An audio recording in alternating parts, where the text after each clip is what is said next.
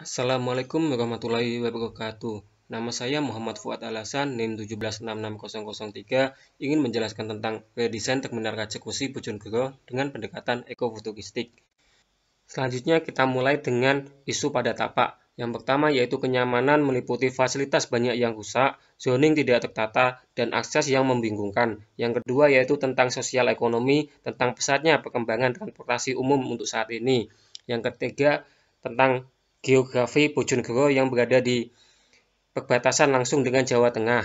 Dengan kriteria desain menghasilkan terminal yang nyaman, aman, efisien, dan menarik dengan pendekatan ekofuturistik. Selanjutnya, analisis kawasan. Lokasi ini berada di pusat Kabupaten Bojonegoro, terletak di Jalan Veteran, dekat dengan perumahan, tempat belanja, pondok, sekolah, kafe, dan lain-lainnya, sehingga menghasilkan aktivitas dan ekonomi yang sangat tinggi. Untuk selanjutnya yaitu batas tapak. Pada batas tapak timur, berbatasan langsung dengan Jalan Veteran dan ruko dan tanah kosong, batas utara dengan warung dan toko, batas selatan dengan hotel, dan sedangkan untuk batas barat yaitu sawah dan perumahan, sehingga menghasilkan alternatif desain. Yang pertama yaitu menggunakan bata ringan, yang kedua yaitu menggunakan pohon, cemara atau perdu sebagai pembatasnya, yang ketiga yaitu menggunakan vertical garden. Selanjutnya yaitu sirkulasi dan aksesibilitas. Akses menuju tapak hanya bisa diakses melalui depan, yaitu Jalan Veteran Bojonegoro. Sedangkan untuk letak terminal Bojonegoro berada di pusat kota sehingga mudah dijangkau dari semua kawasan. Akses menuju terminal bisa menggunakan transportasi umum seperti angkot ataupun kendaraan pribadi.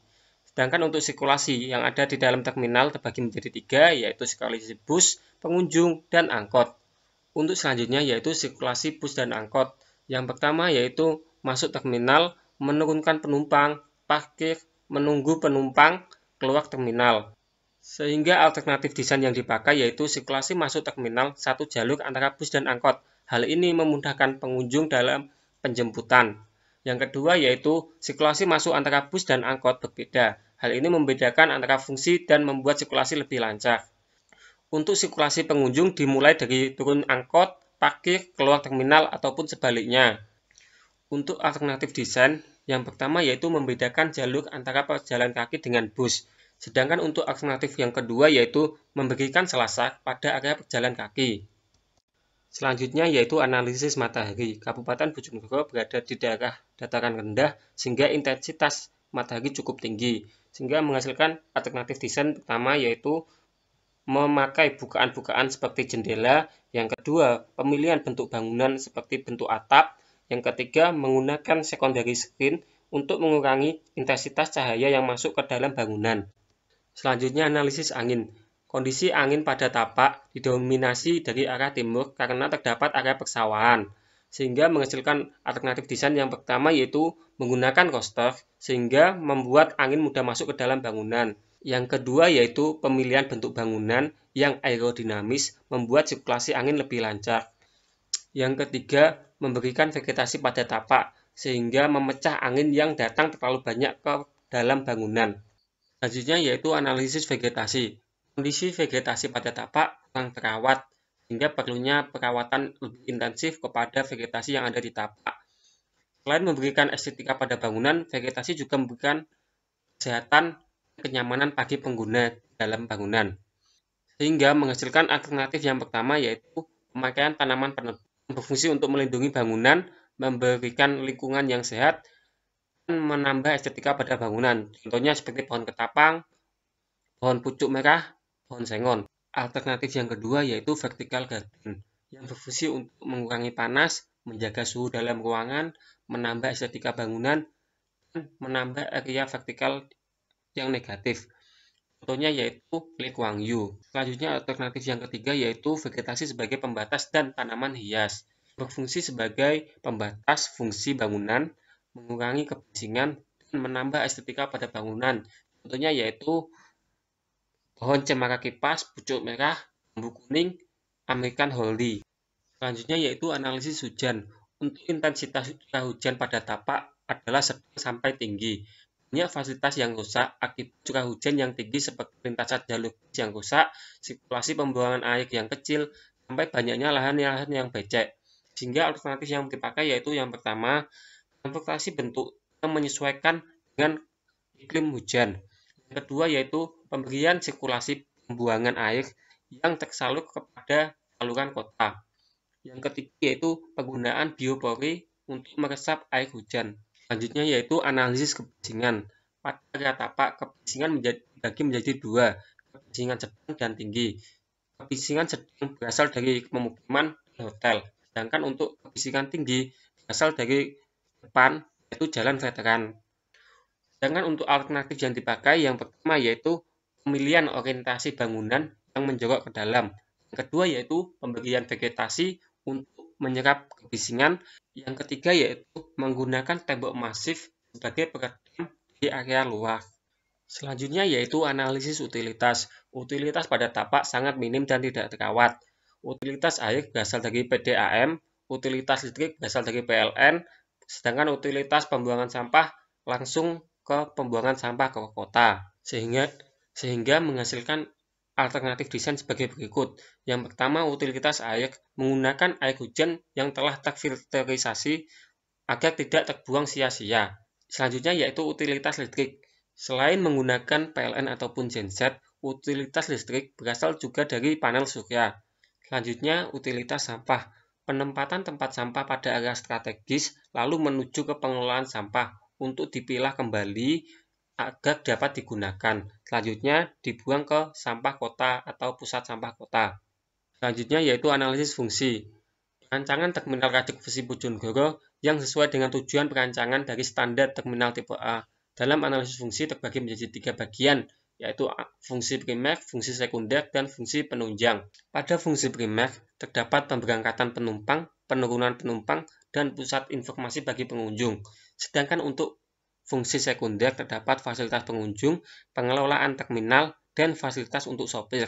Sedangkan untuk fasilitas penunjang yaitu pusat perbelanjaan, utilitas bangunan, dan keamanan. Selanjutnya yaitu analisis pengguna. Pada terminal Rajek Besi Bojonegoro, pengguna dibagi menjadi 4. Pada pengguna dibagi menjadi 4, yaitu pengunjung, supir bus dan angkot, pedagang, dan pengurus. Selanjutnya yaitu fungsi primer dapat dilihat dari fungsi aktivitas menghasilkan diagram aktivitas dan menghasilkan kebutuhan ruang. Begitu pula dengan fungsi sekunder dan fungsi pendukung. Dari analisis aktivitas dihasilkan analisis ruang sebagai berikut, sehingga menghasilkan kualitas ruang dan bubble diagram.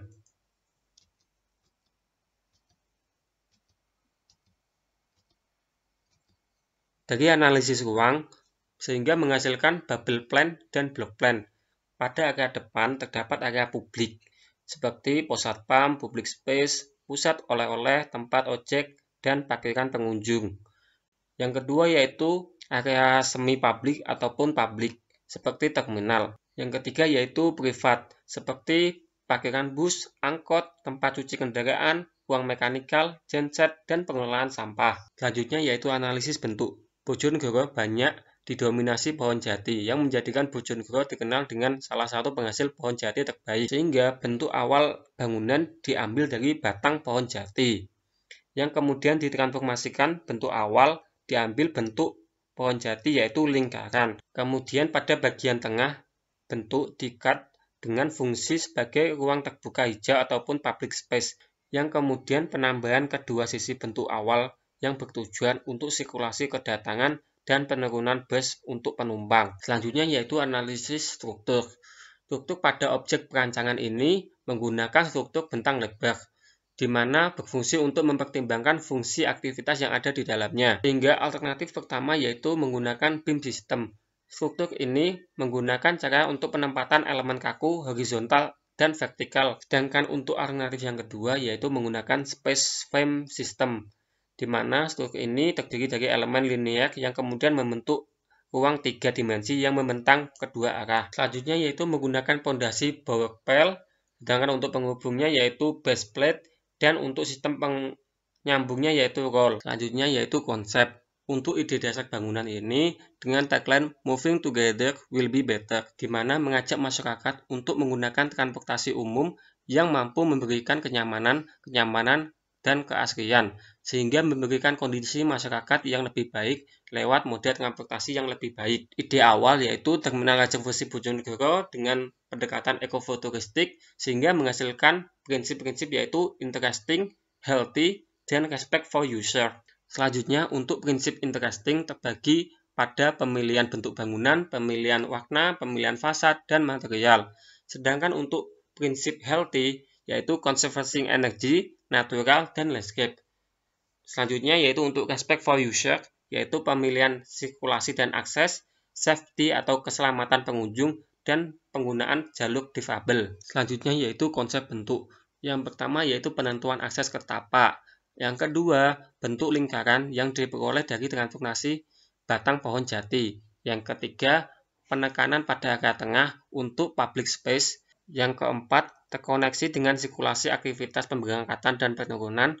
Yang kelima, pemberian sirkulasi angin pada tapak. Yang keenam, yaitu pemberian sirkulasi bus dan angkot pada bangunan dan memberikan struktur penopang pada bangunan. Yang ketujuh, yaitu pemanfaatan sinar matahari seperti penggunaan panel surya dan material kaca. Yang kedelapan, yaitu penataan zoning pada area tapak seperti public space, sirkulasi bus, angkot, dan parkir untuk pengunjung. Yang kesembilan, pemberian vegetasi pada tapak yang memberikan suasana nyaman, aman, dan lebih indah. Konsep tapak selanjutnya yaitu aksesibilitas. Penentuan aksesibilitas yang pertama yaitu sirkulasi bus, angkot, taksi, pejalan kaki, dan motor. Konsep aksesibilitas pada bangunan menerapkan prinsip respect for user yang dimana memperhatikan sirkulasi aktivitas yang ada di dalamnya sehingga menciptakan suasana yang nyaman dan lebih baik. Untuk penerapan pada tampak yaitu memberikan selasak pada area pejalan kaki, memberikan jalur difabel, penggunaan aspal pada jalur bus, penggunaan glass block untuk jalur taksi dan ojek, menggunakan motif batu bata merah untuk pejalan kaki, menggunakan paving untuk mobil dan motor. Konsep iklim pada tapak dengan memanfaatkan potensi-potensi yang ada di dalam lingkungan, sehingga membuat bangunan dan pengguna di dalamnya menjadi lebih sehat. Pada potensi lingkungan tidak hanya mempengaruhi desain, tetapi juga aktivitas yang di dalamnya ataupun respect for user, seperti penggunaan secondary screen, penggunaan panel surya, penggunaan tembok masif yang mengelilingi bangunan, filterisasi air hujan, penggunaan vertical garden pada fasad, menggunakan material lokal baik itu pada fasad maupun tapak, menggunakan biopori pada area rawan genangan. Selanjutnya yaitu konsep ruang. Konsep ruang yang respon for user sehingga menciptakan kebutuhan ruang bersifat publik, semi-publik, dan privat. Ruang yang saling terkoneksi menjadikan interesting pada setiap pengguna di dalamnya agar sirkulasi menjadi lancar. Seperti contoh ruang tunggu, pemilihan lighting memasukkan elemen cahaya matahari ke dalam bangunan agar save energi. Material alam, menggunakan material alam seperti kayu membuat kesan lebih nyaman dan natural. Yang ketiga yaitu vegetasi, menggunakan vegetasi dalam ruangan agar menjaga udara tetap segar. Yang keempat yaitu view, memberikan bukaan pada bangunan untuk memaksimalkan view yang ada di sekitar bangunan. Yang kelima yaitu sirkulasi, pemilihan sirkulasi pada ruang tunggu yang memberikan akses mengitari agar mudah dijangkau pada setiap penjuru bangunan. Konsep ruang yang kedua yaitu ruang pemberangkatan. Yang pertama, menggunakan secondary screen, menyaring sinar matahari agar tidak terlalu banyak masuk ke dalam ruangan. Yang kedua, pemilihan material, menggunakan material alam seperti kayu yang membuat kesan lebih nyaman dan natural. Yang ketiga, pemanfaatan view, memberikan bukaan pada bangunan untuk memaksimalkan view yang ada di dalam maupun di luar bangunan. Yang keempat yaitu penggunaan roster, menggunakan roster pada ruangan agar sirkulasi udara mudah masuk dan keluar. Yang kelima yaitu penataan sirkulasi pada ruangan dibantu dengan papan informasi sehingga memperlancar aktivitas yang ada di dalamnya. Selanjutnya yaitu konsep utilitas. Yang pertama air hujan. Untuk memanfaatkan air hujan agar diserap ke tapak sehingga kondisi tapak tetap terjaga. Seperti penataan selokan yang mengelilingi bangunan, penggunaan glass box, filterisasi air hujan, dan area penyerapan. Yang kedua yaitu utilitas listrik. Sumber listrik berasal dari PLN, panel surya, dan genset. Selanjutnya yaitu utilitas air bersih dan air kotor, di mana penempatan utilitas yang jauh dari aktivitas pengunjung sehingga tidak mengganggu aktivitas yang ada di dalamnya. Selanjutnya yaitu pengelolaan sampah. Penempatan titik-titik sampah pada area aktivitas yang tinggi pada tapak sehingga menciptakan kondisi lingkungan yang sehat. Konsep struktur pada objek perancangan terminal yang menggunakan struktur space frame. Struktur ini memberikan ruangan yang luas di bawah tanpa kolom, sesuai dengan prinsip desain respect for user. Yang pertama yaitu menggunakan pondasi profile, yang kedua yaitu penggunaan kolom dengan diameter 40 cm dengan bentang 15 meter. Yang ketiga yaitu pengelolaan fasad bangunan seperti penggunaan vertical garden, roster, secondary screen, dan glass material. Yang keempat yaitu menggunakan struktur baja ringan ataupun sistem space frame. Sedangkan untuk penutup atapnya menggunakan profil metal sheeting. Sekian presentasi dari saya, apabila ada salah saya mohon maaf. Wassalamualaikum warahmatullahi wabarakatuh.